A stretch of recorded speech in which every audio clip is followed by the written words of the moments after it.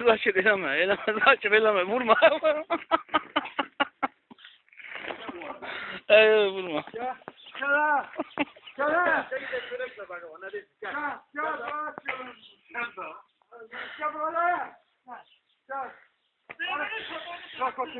Prokuratura değil oradadır. Gidin orada dalaşın, burada yok.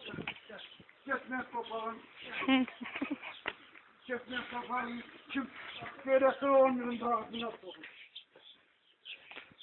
Kim sen? Sana. Kim? Taşla götürün daha yavaş. Evet, ağzına sağ ol. Özünü öldürecek, değil mi? Sen kaç dakika bakmayın, kalk. Kalk. Kaç tane kavalım? Ne yapsın, ne? Sus getirelim de buraya gelin de kalıyor. Allah'a geçti ya.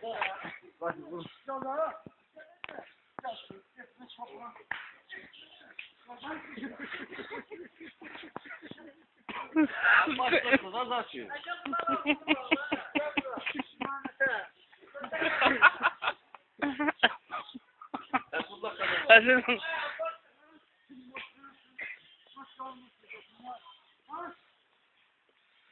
Lan şu taşa kartta da var.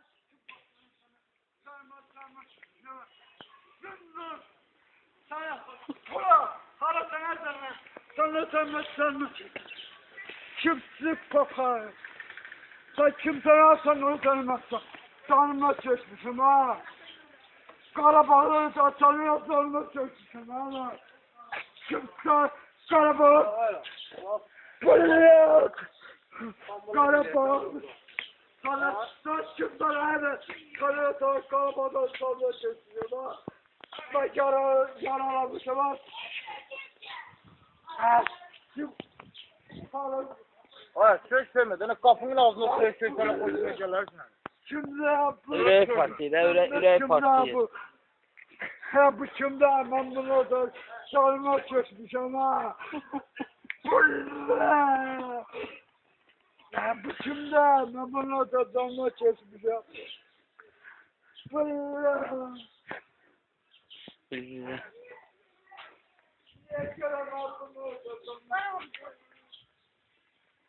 Ana Karabağ'da.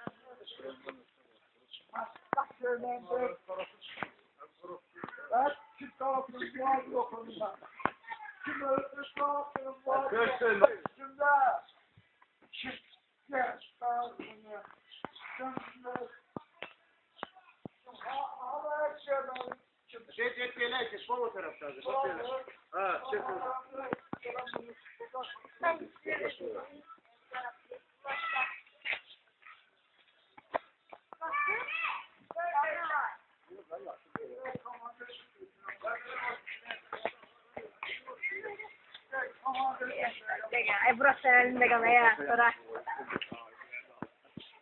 Ben komandörü göstereceğim bura. Kimsenin de.